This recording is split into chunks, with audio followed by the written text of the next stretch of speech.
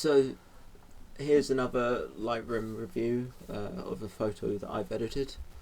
It was taken using a Nikon D750 with the 70-200 f2.8 with ISO 1400 at 200mm at 2.8 and at 1/2500th of a second.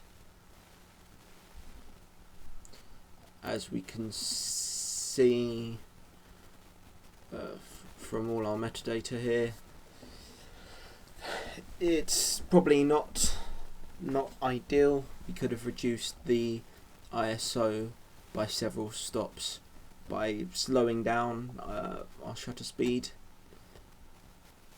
However, it's still a good image with the edit that's resulted. Here you can see the original image on the left. It's already got a slight vignette to it, and the final edit has had an additional vignette added. This again was taken in Lee Valley quite early in the morning. As you can see from our details over here, it was taken, well, it was just taken at 1, but we were there a bit earlier. This was still in one of the areas where the sun hadn't reached our subject, and so we'd still had frost on the grass. As you can see, there's a lot of depth of field. We've got areas up here which is all out of focus, and then we've got some slight areas around here and around here that's in focus. A really good photo that's got a lot of foreground, midground and background interest, that's kind of been created into a more minimalist photo, and focuses a lot more on using the blacks to create some negative space to focus in on your ice here and other parts of the ice and the grass. So the original edit was just done again by a preset. I used the flat moody preset that I've created previously, and the final result I quite like. The first thing I did with creating the preset was choosing the right black and white. Let me just turn off the clipping. Some of these show a lot more in the image compared to this black and white 11, and for this look, trying to have lots of black in the image, 11 works best for me, in my opinion. I've not played about with the exposure at all, same with the temperature. I haven't nearly needed to. I boosted the contrast up slightly, even reducing down the brightness and the exposure would possibly work. You'd be focusing a lot more on your blobs of ice, but you lose out a lot on the detail. Here the highlights have been completely reduced to try and get as much detail in the grass as possible. Same with the shadows.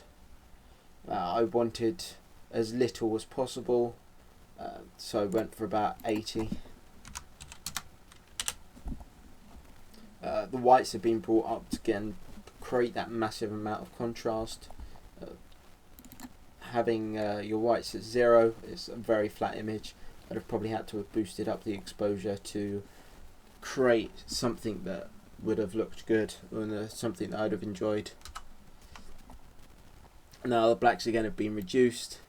Reducing them even more might worked, but you've lost a tiny bit of interest in the background, and you've lost some of the background grass that's still keeps a kind of depth of field in the image instead of having everything that's stuck on one plane with slight bits of out of focus.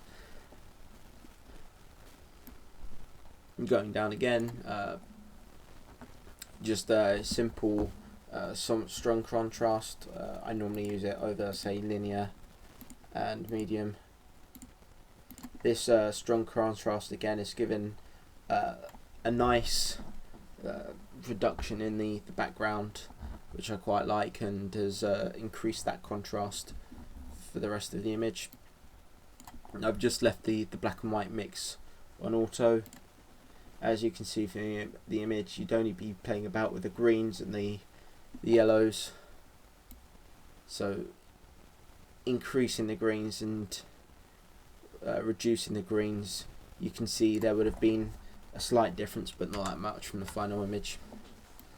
There's been no split toning, but I would have considered playing about with trying to get a nice green, create a different look to the image completely again.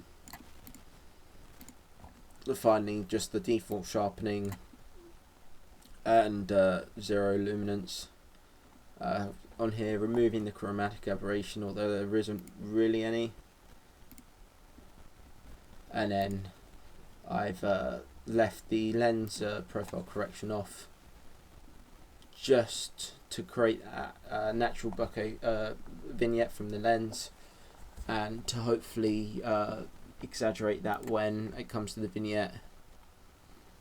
Yeah, this is a slightly reduced vignette from the first image and the first video, but it's still trying to create that same effect of drawing your eye into the middle, trying to make you focus on what's actually in focus and what's the subject, over, say, possibly some distracting things in the corners, down here and up here. Finally, there's been no real calibration needed, so the image has ended up like this. There's possibly a couple of other looks that might have worked if I wanted to go into colour, so a nice vintage look like this, and with the exposure reduced slightly to try and play about more with your contrast, and to reduce the brightness slightly. But again, I prefer the black and white that we've created here.